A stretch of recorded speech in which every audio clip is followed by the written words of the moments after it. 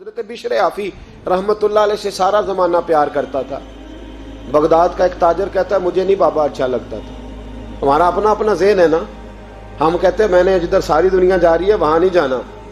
کہتے ہیں کہ بابا مجھے نہیں اچھا لگتا تھا, حالانکہ سارا بغداد عزت کرتا. کیوں نہیں اچھا لگتا تھا؟ کہتے ہیں اس لیے کہ بابا نہ صرف فرض مسجد میں پڑھتا تھا, باقی نماز گھر جا. تو میں کہتا تھا اتنا ولی ہے تو باقی بھی مسجد میں پڑھے. کہتے ایک دن میں نے کہا جسوسی کرنی ہے اس کی, جو کہ اسلام میں منع ہے. کہتے حضرت بشر آفی رحمتullah علیہ نے جمعے کے فرض پڑھے, فرض پڑھ کے نکل گئے دوڑ کے. فرماتے ہیں میں پیچھے ہو گیا. میں نے کہا میں نے سنتیں چھوڑ دی ہیں پر اس کا پتہ کرنا ہے, سنت نفل بعد میں پڑھوں گا. کہتے ہیں حضرت بشر آفی جلدی سے نا کہ کباب والی دکان پہ گئے, وہاں سے کباب خریدے. اور میں نے کہا بوڑھے کی عمر دیکھو اور اس کے ذائقے دیکھو, اس عمر میں بھی کباب کھائے گا. اوئے ہوئے, مولوی کو روٹی نے ستایا تھا اس لیے سنت اور نفل چھوڑ آیا ہے. کہتے ہیں تھوڑا سا وہ آگے بڑھے تو نان بھائی کی دکان سے نا نان خریدے. میں نے کہا دیکھو یار, دیکھو اس کے ذائقے, گرم نان کھائے گا. بہت سارے لوگ بغداد میں رات کی روٹی کھاتے پر یہ گرم کھاتا ہے. کہتے ہیں حضرت وہ نان اور کباب لے کے نا جنگل کی طرف مڑے تو میرے دل میں خیال آیا یار بڑا ہی اس آدمی کا عجیب ذہن ہے, یہ اب سبزے پہ بیٹھ کے یہاں موج کرے گا, کھائے پیے گا, اور سنت نفل چھوڑ دی. اللہ ہزاروں مرید ہیں. کہتے ہیں حضرت جنگل میں داخل ہوئے, تھوڑا سا سفر کیا تو کچی آبادی آ گئی. کچی آبادی, ایک کچے مکان کی ٹوٹا ہوا دروازہ, باہر سے کنڈی لگی. بغداد کے ننگے پاؤں چلنے والے ہزاروں مریدوں کے اس پیر نے کنڈی کھولی, اندر گئے. ایک فالج زدہ بابا جی بیٹھے. کہتے ہیں حضرت بشر آفی نے اپنی پگڑی کھولی اور اس آدمی کے منہ سے پانی نکل رہا تھا, رال ٹپک رہی تھی. کہتے ہیں پہلے اپنی پگڑی سے منہ صاف کیا, پھر پیالے سے پانی ڈال کے منہ دھویا. پھر حضرت اس کے ٹانگوں پہ کپڑا ڈال کے روٹی کا لقمہ توڑ کے اس کے منہ میں ڈال کے کہنے لگے بابا ناراض نہ ہونا, جمعے والے دن مجھے دیر ہو جاتی ہے, ابھی تو میں نے سنت اور نفل بھی پڑھنے ہیں, ناراض نہ ہونا مجھے دیر ہو جاتی ہے.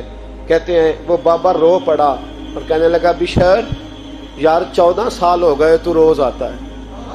14 سال, یہ 1 صدی کا قصہ ہے, 2-4 برس کی بات نہیں. 14 سال سے تو روز آتا ہے. میں پتہ نہیں کب تک لاش بنے پڑا رہوں گا, تو کب تک آئے گا؟ حضرت بشر آفی نے بابے کے آنسو پوچھ کے کہا بابا فکر نہ کر, آج کے بعد یہ جملہ نہ کہنا کہ تو میرے لیے بوجھ ہے. فرمایا لوگ سمجھتے ہیں کہ میں نے عبادت کر کے مقام پایا ہے, لوگ سمجھتے ہیں میں نوافل زیادہ پڑھتا ہوں, دنیا جانتی ہے کہ میری رات کی تسبیح زیادہ مضبوط ہے, پر میں ان میں سے کوئی بات بھی نہیں. میں تو تیری نوکری کرتا ہوں تو اللہ نے میری عزتوں میں اضافہ فرما دیا ہے. سوچ ہی صاف نہیں, نظریہ ہی ٹھیک نہیں, فکر ہی ٹھیک نہیں. اسلام نظریے کا مذہب ہے, سوچ کا. مسند امام احمد بن حنبل کی حدیث سنی. حضرت انس بن مالک فرماتے ہیں جب انسان نے روزہ رکھا ہوتا ہے نا تو روح ویسے ہی پاک ہوتی ہے اس کی. میں نے یہ سوچا کہ کچھ باتیں ایسی کی جائیں جس سے تھوڑی سی سوچیں بھی تبدیل ہوں, کچھ سوچوں کا وضو, سوچوں کا غسل, افکار و نظریات کی بھی بات ہو. ہم سمجھتے ہیں کہ شاید کثرت عبادت اصل ہے.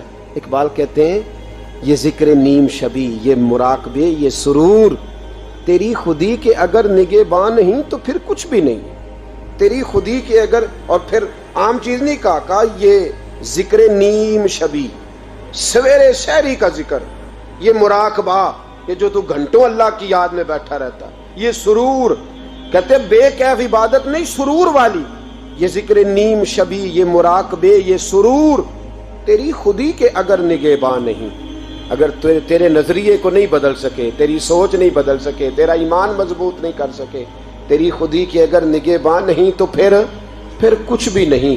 اور خرد نے کہہ بھی دیا لا الہ الا اللہ تو کیا حاصل, دل و نگاہ, دل و نگاہ, دل و نگاہ اگر مسلمان نہیں تو پھر کچھ بھی نہیں. دل و نگاہ. اقبال کہتے ہیں ایک دل کا کلمہ پڑھ, دوسرا نظر کا کلمہ پڑھ, ان پہ پابندی لگا.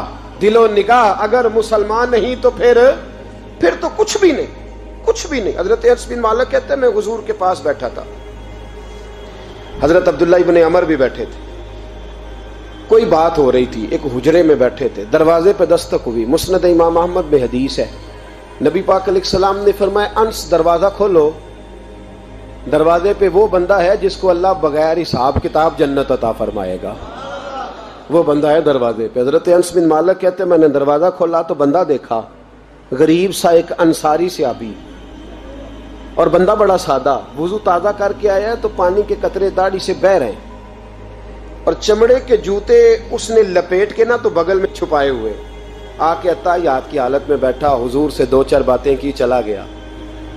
ہم اس کا رنگ دیکھتے رہے اور مصطفیٰ کا کرم دیکھتے رہے۔ اس کو حضور نے جنتی کہا ہے۔ کہتے ہیں اگلے دن اسی ٹائم اسی وقت ہم حضور کے پاس بیٹھے تھے، پھر دروازے پہ دستک ہوئی، حضور نے فرمایا دروازہ کھولو، دروازے پہ وہ بندہ ہے جسے اللہ بغیر حساب کتاب جنت عطا فرمائے گا، بغیر حساب۔ کہتے ہیں دروازہ کھولا، اور جیسے ہی میری نظر پڑی، بندہ بھی وہی ہے جو کل آیا تھا، اور انداز بھی وہی ہے جو کل تھا، اسی طرح پانی کے قطرے، اسی طرح جوتے بغل میں، السلام علیکم، کل حضور فلاں بات کی تفصیل پوچھنی مجھ سے رہ گئی تھی، غلطی ہوگی، دوبارہ آیا ہوں۔ اس نے اپنی گفتگو کی، چند جملوں میں بات سمیٹی، چلا گیا۔ فرماتے ہیں اتفاق کی بات کہ دن تیسرا، بندے بھی ہم دونوں، میں اور عبداللہ ابن عمر۔ حضرت انس بن مالک کہتے ہیں دونوں بیٹھے تھے، سیم ٹائم سیم ڈے۔ پھر دستک ہوئی، حضور نے فرمایا دروازہ کھولو، اور مسکرا کے فرمایا دروازے پہ وہ بندہ ہے جسے اللہ بغیر حساب کتاب جنت عطا فرمائے گا۔ کہتے ہیں کھل اٹھے ہمارے چہرے، باہر گئے، دستک ہوئی تھی، دروازہ کھولا۔ فرماتے ہیں مجھے یقین تھا وہی ہوگا جو 2 دن پہلے آیا تھا، اور میرے یقین کے مطابق ہی کام ہوا، وہی بندہ تھا جو کل بھی تھا، جو پرسوں بھی تھا، حالت اور کیفیت اور انداز بھی وہی تھا۔ پانی کے قطرے بہہ رہے ہیں، اور اس شخص نے جوتے بغل میں دبائے ہوئے خدمت میں حاضر ہوا، بیٹھ گیا، بات چیت کی، چلا گیا۔ حضرت انس بن مالک کہتے ہیں تھوڑی دیر ہوئی تو حضور بھی تشریف لے گئے۔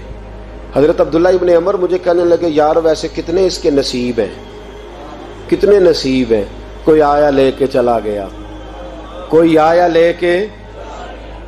لے کے چلا گیا، کوئی عمر بھر بھی نہ پا سکا، میرے مولا تجھ سے گلہ نہیں، یہ تو اپنا اپنا نصیب ہے، یہ تو اپنا اپنا، اور نہ کسی کے حال پہ طنز کر، نہ کسی کے غم کا مذاق اڑا، وہ جسے چاہے جیسے نواز دے، یہ مزاج لطف رسول ہے صلی اللہ تعالی علیہ وسلم۔ کہتے ہیں ہم لوگ گفتگو کرنے لگے، عبداللہ ابن عمر مجھ سے کہنے لگے یار ویسے پتہ کرنا چاہیے یہ کون سا عمل کرتا ہے، پتہ کرنا، جیسے ہم نہیں پتہ کرتے کہ یہ بندہ بڑا چمک گیا، پتہ کرو کون سا کاروبار کرتا ہے، ذرا اس کی جاسوسی تو کرو۔ اور بندے بھی بڑے سمجھدار ہیں، وہ سائیڈ بزنس نہیں بتاتے، وہ کہتے ہیں وہ جو میرا علیحدہ ہے وہ نہیں بتانا، کہیں یہ نہ شروع کر لے۔ حالانکہ انسان کے پاس جو خوبی، جو اللہ نے اسے دولت دینی ہوتی ہے، وہ اپنا اپنا نصیب ہوتا ہے، وہ گھر میں بیٹھے بھی اللہ عطا کر دے۔ وہ کہتے ہیں کہ پتہ کرو کیا عمل کرتا ہے، تو حضرت عبداللہ ابن عمر کہتے ہیں میں اس کے پیچھے ہو گیا، اس سے سلام لی، تو میں نے کہا مجھے 2-3 دن کے لیے مہمان بنا لو گے، مان نہ مان میں تیرا مہمان، 2-3 دن کے لیے مہمان بنا لو گے؟ تو کہتے ہیں مجھ سے کہنے لگا کوئی گھر میں جھگڑا ہو گیا، کیونکہ پڑوس میں تو تمہارا، قریب ہی تو تمہارا گھر ہے، میرے مہمان بننے ہو، کچھ جھگڑا ہے؟ تو میں نے کہا چلو ایسے ہی سمجھ لو، پر مجھے مہمان بنا لو۔ کہتے ہیں میں 3 دن اور 3 راتیں اس شخص کے ساتھ رہا، وہ کتنا صدقہ کرتا ہے میں نوٹ کرتا رہا، نماز کتنی پڑھتا ہے، اس کا کیا، میں چاہتا تھا کہ وہ عمل مجھے ملے جس کی برکت سے مصطفیٰ نے اسے 3 مرتبہ جنتی فرمایا ہے، تاکہ وہ کیفیات مجھے بھی ملیں۔ حضرت عبداللہ ابن عمر کہتے ہیں کہ میں نے کوئی خاص چیز نہیں دیکھی، وہ عشاء پڑھتا تو فجر تک بستر پہ کروٹیں لیتا، اور میں الحمدللہ اٹھ کے تہجد بھی پڑھتا، نوافل بھی پڑھتا۔ کہتے ہیں وہ 1 سپارہ پڑھتا، میں 3 پڑھتا۔ فرماتے اس نے 3 دنوں میں کھجور بھی صدقہ نہیں دی، کہ کھجور بھی، اور میں نے بڑے بڑے غریبوں کی مدد کی۔ میں کہنے لگا کہ عمل تو میرا زیادہ ہے اس سے، پھر خوبی کیا ہے؟ خاص توجہ کرنا، اسلام اور دین کا جو فکری اساس ہمیں صحابہ نے دی۔ حضرت عبداللہ ابن عمر کہتے ہیں میں نے تیسرے دن اسے کہا بھائی اللہ تیرا بھلا کرے، تو نے بڑی خدمت کی، میں نے جانا ہے میرا کوئی جھگڑا نہیں ہوا تھا، میں تو بس تیرا عمل دیکھنے آیا تھا کہ تو عمل کیا کرتا ہے۔ تو وہ صحابی کہتے ہیں مجھے کہنے لگے یار تو میرا عمل دیکھنے آیا تھا، مجھے بتا تو صحیح کیا نے، اور کیوں دیکھنے آیا میرا عمل، تجھے کیا ضرورت پڑی میری جاسوسی کی؟ تو کہتے ہیں مجھ سے جب اس نے سوال کیا تو میں نے اس کو کہا بھائی تو 3 دن آیا ہے نا ہم بیٹھے ہوئے تھے؟ کہا ہاں میں آتا رہا ہوں۔ کہا 3 دن نبی پاک نے فرمایا اللہ تجھے بغیر حساب کتاب جنت عطا فرمائے گا۔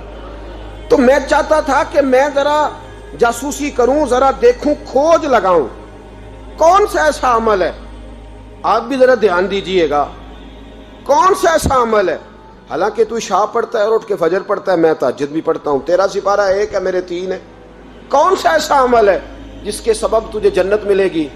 کہتے ہیں وہ صحابی کہنے لگے یار کوئی ایسا عمل نہیں، کوئی شے نہیں، میں اس قابل ہی نہیں، من آنم کے من دانم، جو میں ہوں مجھے پتا ہے۔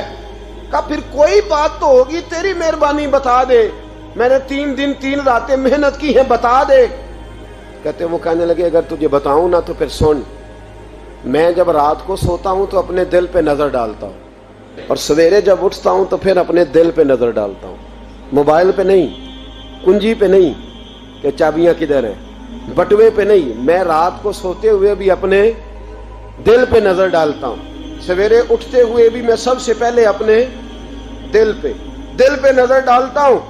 فرماتے ہیں الحمدللہ میرے دل میں کسی کا حسد نہیں ہے، کسی کے بارے میں کوئی کینہ نہیں ہے، کوئی کسی کے بارے میں میل نہیں، میں اللہ کے ہر بندے کے بارے میں سوچ، نظریہ، فکر اچھی رکھتا ہوں۔ اور فرمایا میں تیرے بارے میں بھی عبداللہ یہی سوچتا ہوں کہ تو مجھ سے زیادہ نیک ہے۔ الحمدللہ اس وقت بھی میرا ذہن یہ ہے کہ انس بن مالک مجھ سے زیادہ پرہیزگار ہے، اس وقت بھی میری سوچ یہ ہے کہ محبوب کے سب صحابہ میں سب سے کمزور میں ہی ہوں۔